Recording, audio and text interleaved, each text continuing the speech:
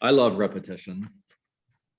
You know, as children, we get this. For those of you who have had children or have children, you know how much children love repetition. I can't tell you how many episodes of Barney I watched when Colin was growing up. So many that Colin's 25 years old tomorrow, and I still have that stinking song inside of my head, and I can't get rid of "I love you." Yeah, oh my gosh, gotta be kidding me. And then when Lacey was born, it was Teletubbies, and I thought Barney was bad. Teletubbies was awful. Most ridiculous TV show ever. Now, here's my point.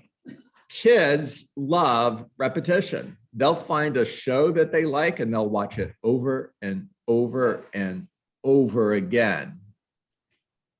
By the way, we do our best learning prior to the age of 7. That might not be a coincidence.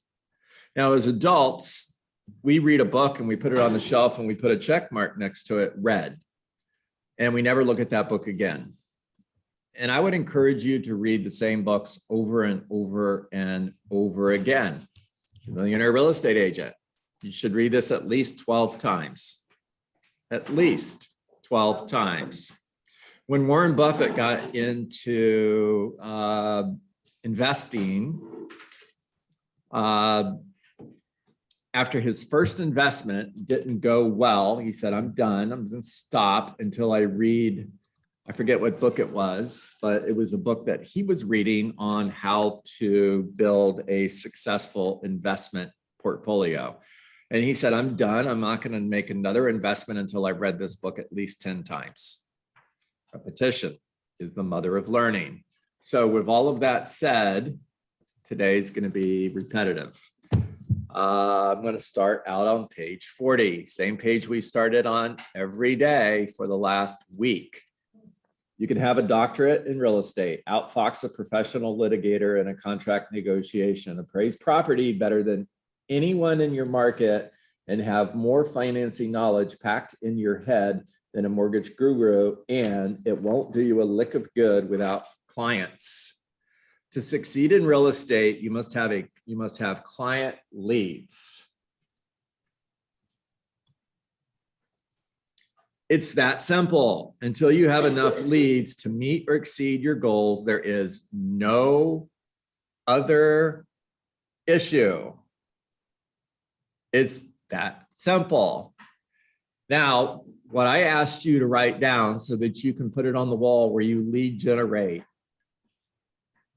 post it everywhere, tattoo it on your forearm. Don't do that. Is my number one job every day is lead generation. And until I have hit my daily lead generation standards, everything else is a distraction. Until I have hit my lead generation standards, everything else is a distraction. Look at it like this. Your job is lead generation. You have a job. Now you are the boss of you. Remember when you were little or your kids were little and they would say, you're not my boss. Yeah. You're not the boss of me. You are the boss of you. Now, that's the good news. Here's the bad news. You're a terrible boss. Because if you were a great boss, you would be hitting your goals. Because what does a boss do when you don't do your job? What do? They fire you. Now, if you were your boss, would you still have a job? That would fire me. Yeah, there you go. Being honest. Thank you for being honest, Angel. So at the end of the day, do you still have a job? Now, for me, it's really simple. Have 20 real estate conversations every day and you get to keep your job. If I were to ask any one of you, pick an amount of money that you want to earn in the next 12 months. This is a job interview. Alan, and how much money would you like to make in the next 12 months? And Alan says $100,000. Cool, Alan, I'm going to hire you. Now, here's your job description. Have 20 real estate conversations every day. At the end of the day, we're going to have a conversation. And as long as you continue to have 20 real estate conversations, you get to keep your job. And if you don't, you're fired. Now, if you had that conversation with yourself, would you sell more homes? Hey, look, the ducks are quacking. All right. Now, what's the best way to lead generate? Prospecting, marketing, working your database. You have to choose one of those. What's the best way to generate leads? Talk to me. Make calls. Sure. Yeah, calls are 20 calls. The database would be I say like the most inexpensive, right? Yeah. And the best referrals you can get. Yeah. It's your database. It's those relationships in your database. That is where you want to focus. That's where you want to start. Possibly that's the only source of business that you're going to need in order to build a successful real estate business is your database. Now, I'm going to go to pages 142 to 143, and we're going to talk about your database.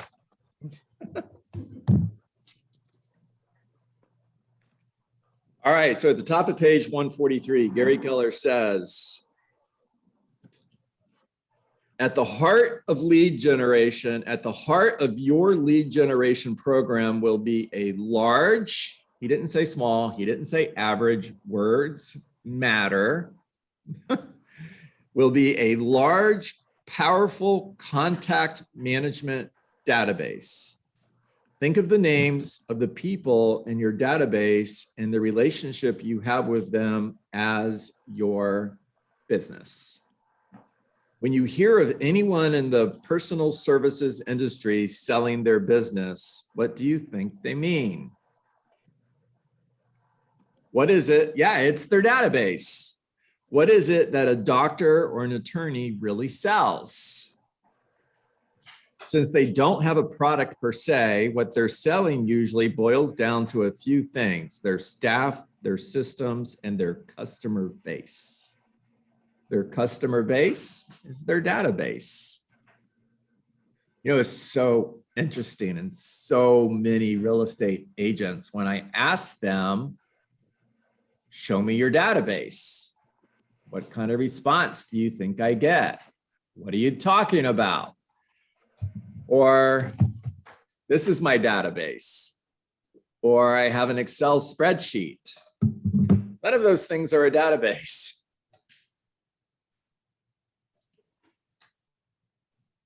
So bottom of the page, if you grasp the simplicity of this concept, then you've understood one of the most important concepts in this book, albeit a simple one. Success is simple. Your database is your business. Building up the number of names in it and a relationship with those names is really at the very core of what building a real estate business is all about. Think of it this way: the size of your real estate business will be in direct proportion to the size and quality of your database. The size of your real estate business will be in direct proportion to the size and quality of your database.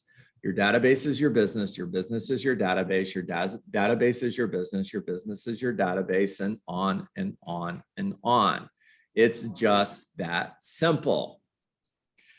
The best approach to lead generation is to set up a model that you can systematically execute. If you're taking notes, write down SMART plans. That's your systematic approach to working your database in Command.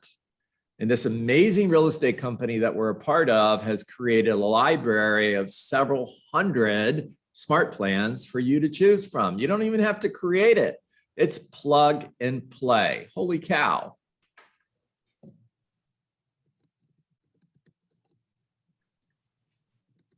When I was a real estate agent back in 2003, 4, 5, 6, we actually had to hire staff to execute it was a 33 touch at that time. We had to hire staff to execute our 33 touch. We were spending $30,000 to $40,000 a year on this. Today, it costs you $25 a month. $25 a month. That's how much money you're paying for Command, by the way. And Command is a personal assistant that doesn't mind being underpaid. And overworked. They can't report you to the labor union. It's got Kelly. Kelly has no idea how bad we're treating her. She just doesn't know. Or him. Kelly could be a him. Although if Kelly talks to me, tell it Kelly has a girl voice. I don't know. Whatever. Bunny trail. A series of systems you can follow will make this quite simple for you to do. To operate your database model, you first need to realize that you'll be trying to generate leads from two groups: people you have met and a targeted group of people whom you haven't met. All right, so I'm going to put this down and I'm going to bring in the flip chart, and give me just a moment so that I can do this for the room and for Zoom. Let Lawrence in. Spill my coffee. Okay.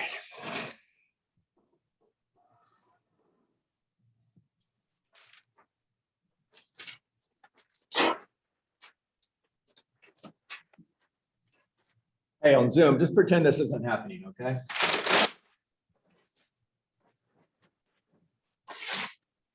There we go.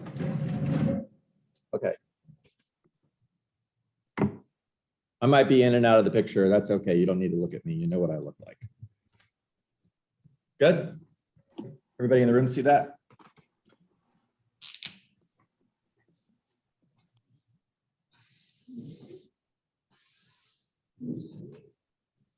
All right, there's your database. Now, I'm a brand new real estate agent, and job number one is build a database. So make a list of everybody that you know. This you could put on an Excel spreadsheet if you want. If you want to dump your phone into an Excel spreadsheet, go for it. But you're going to make a list of everybody that you know, Michelle, everybody who knows you. If I were to talk to them and I said, do you know Aaron? Yes, I know Aaron. If you were to buy or sell a home, would you consider working with Aaron? Yes, I would.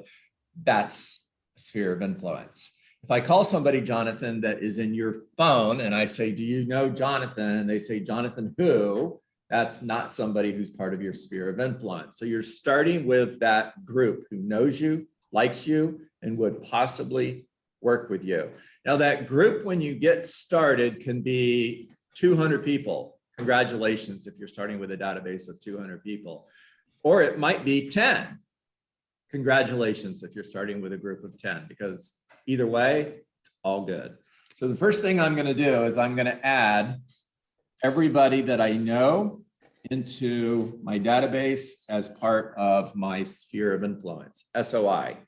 Now, the next thing I'm going to do is I'm going to launch an 8x8. That means I'm going to communicate with them 8 times in 8 weeks in order to create top of mind. So when they think of real estate, they think of me. Hobbs Herder, it's a marketing company who did this, and they actually did a test search to a neighborhood where they did a postcard to every door in the neighborhood once a week for 8 weeks. It was a real estate postcard. And then they called everybody in the neighborhood and they asked them, Alan, if you were to sell your home, who would you hire? And more than 50% of the people in that neighborhood, Aaron, said, I would hire blank. And blank was the name of the person who was on the postcard. Pretty cool, right? And the person on the postcard didn't even exist. It was a fictitious realtor. So 50% of this neighborhood was going to hire a real estate agent who didn't even exist. Now, what's the point? The point is this works. 8 contacts in 8 weeks, and the goal is to create top of mind. Jonathan, if you were to ask me, name a soda, my response is Diet Coke. Diet Coke holds position number 1 for me, right? Pepsi's not even on the list. Sorry for you, those of you who love Pepsi, whatever. My first job out of college was working for Pepsi too. So, oh well, right? Yeah. Bunny Trail. Did you know I actually had to sign a contract that said if I got caught in public drinking any Coca-Cola products, I would get fired? Yeah. Yeah. True story. Okay, back to this. After the 8x8, I'm going to move them to a 36 touch smart plan. Now, what makes the 36 touch smart plan work is 4 care calls, 1 every quarter. You can't put somebody on a smart plan and communicate with them by email, text message, and social media and never call them. You have to pick up the phone and have a conversation once every quarter. It's a care call, right, Aaron? Hey, Aaron, it's John Dietz. Just wanted to check in. It's been a couple months since we spoke. How's your family? Family's great. It's a good thing he said that, right, Clarissa? Yeah. Hey, by the way, Aaron, last time I spoke with you, you were working as an accountant at blank, blank, blank accounting firm. Are you still there? Yeah. Yes. Cool. Are you working from home or are you back in the office? Love to hear that. And Aaron, if I had a referral for you, are you accepting new clients? Cool. So Aaron, I'll look, and if I have someone, I'll send you an email. Would that be okay? Cool. So, you know, last time we spoke, you were getting ready to go on vacation. Matter of fact, if I remember, you were going on a cruise to the Bahamas. Did you have a good time? Yeah, we enjoyed it. Awesome. What was your favorite part? Blah, blah, blah, right? He said the girls, Mom. And just making sure you heard that. And hey, Aaron, before I let you go, I love you, man. If I was your age, that would be my favorite part too, by the way. Oh. I heard, I heard, but I'm not gonna go against. You still thinking of the girls. So now we need to let Monica know that they go. Now you know what I'm thinking about. Oh, and it's Facebook Live. I'm in so much trouble. Yeah, my wife's phone number is 727. No, never mind. Okay. So, Aaron, before I let you go,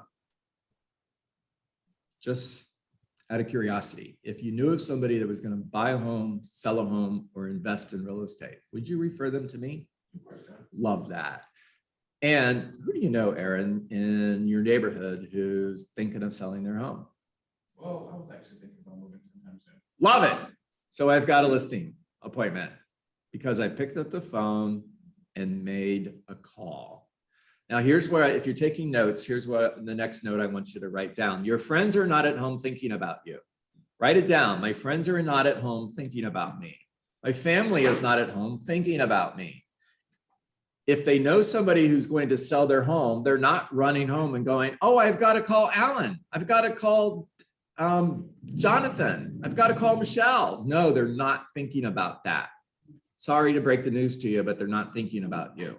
However, if you call them because you're systematically staying in touch with them and you ask them, hey, just out of curiosity, who do you know at work or from church who's thinking of selling their home? They're going to go, wow, I can't believe you called. I actually spoke to so-and-so and they're talking about selling their home. Awesome. Can you give me their contact information?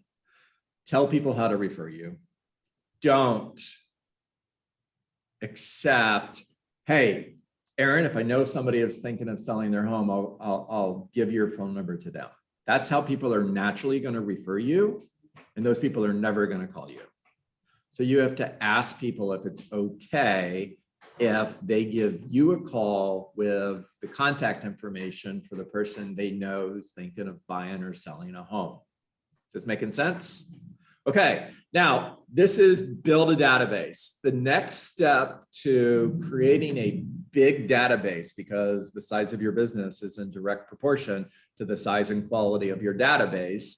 The next step is to take this giant group out here called the world, who you haven't met yet. So we call them haven't mets.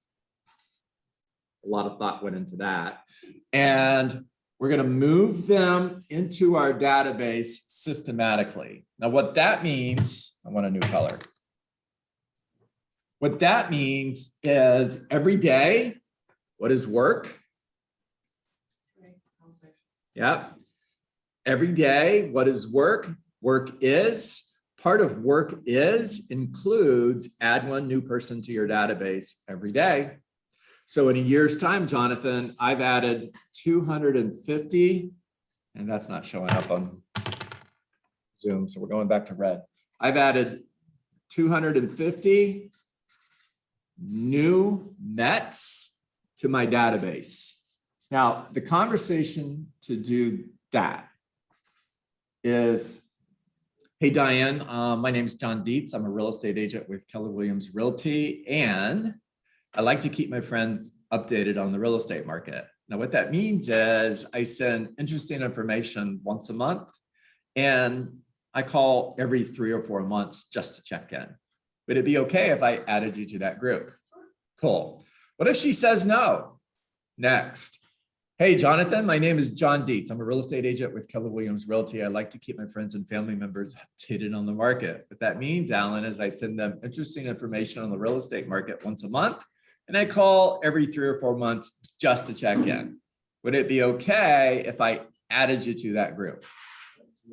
Now, here's the thing, guys. Today, standing in line at Publix, standing in line at Starbucks, walking your neighborhood, when you go to the gym, actually talk to people, don't ignore them. If you had that conversation with 20 people, is somebody going to say yes? Yes, somebody will say yes. Even if 19 say no, you're kind of weird, go away. Somebody will say, sure, that sounds cool. Which means every single one of you, whether you're on Zoom or in the room, every single one of you can add one new person to your database every single day. Are you?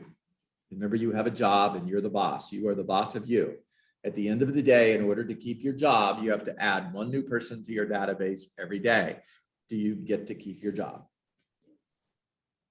Now, once you've entered a new Met into your database, you're going to put them on an 8x8, which means you're communicating with them 8 times in 8 weeks in order to create top of mind. So when they think of real estate, they think of you. Now, the 8th conversation, Clarissa, I've sent you emails, text messages, social media messages, phone calls, personal notes for the last 8 weeks. Now it's 8 weeks into the 8x8. And I'm going to ask you, hey, Clarissa, just out of curiosity, if you knew of somebody who was going to buy a home or sell a home, would you consider referring them to me? Now, when they say yes, you're going to move them from your new Met group into your sphere of influence. And then they go on a 36 touch. Now, what if half of them say yes to that question? Well, then I've just moved 125 people into my sphere of influence, which means now instead of having 100 contacts in my sphere of influence, I have 225 people, contacts on a 36 touch. And what we know from, where'd my book go? What we know from our playbook is 10% will either buy a home or they'll refer business to you. 10%, which means at the end of the year, I've got 25 closed or 22.5 closed sales. Let's just make it 23. So I've got 23 closed sales. Where do they go? They go down here in my past clients. And all of my past clients, guess where they go? On a 36 touch. which means I'm going to continue to communicate with them 36 times a year, including 4 phone calls, Michelle, which include, hey, by the way, Diane, who do you know that's thinking of selling their home? Now, a few of these 23 are going to absolutely become raving fans. They're advocates. They tell the world every time they talk to someone, they tell them, if you're going to work with a real estate agent in Coral Springs, you got to work with Ryan. He is the best. They won't let anybody buy or sell a home without talking to Ryan first. Your core advocates will give you 3, 4, 5 referrals every single year. You guys know my story in reference to Doug Fresh. Doug Fresh was a for sale by owner who became a core advocate. And it just turned out for me, very luckily, that Doug Fresh was the director of sales for the largest assisted living facility on the west coast of Florida, which means anybody moving into that assisted living facility, what did they need to do first? Sell a house. And Doug would give me 8, 10 referrals every single year. Wow. That's an interesting marketing angle. Yeah, every time I teach this, somebody gets that. And what Diane just got, her aha is, I'm going to start reaching out to the director of assisted living facilities in order to market them for real estate business. Yes. All right. Repeat. Do this over again every single day, and you'll build a very successful real estate business. Matter of fact, how much did this cost me? Say almost nothing. Almost nothing. How many for sale by owners did I call? Say none. How many expireds did I call? Say none. There's more than one way to build a successful real estate business. All right, take yourself off mute and talk to me. What'd you hear? What'd you learn? What are you going to do different? What are you going to implement today that you haven't been doing so far? Ella, good to see you. Is your hand up? I can't tell because I don't have my glasses on. Everybody's kind of fuzzy. Well, so I really haven't been focusing. I know a lot of people, you know, I had a yoga studio and restarted my real estate career. I did this for 15 years back in my 20s.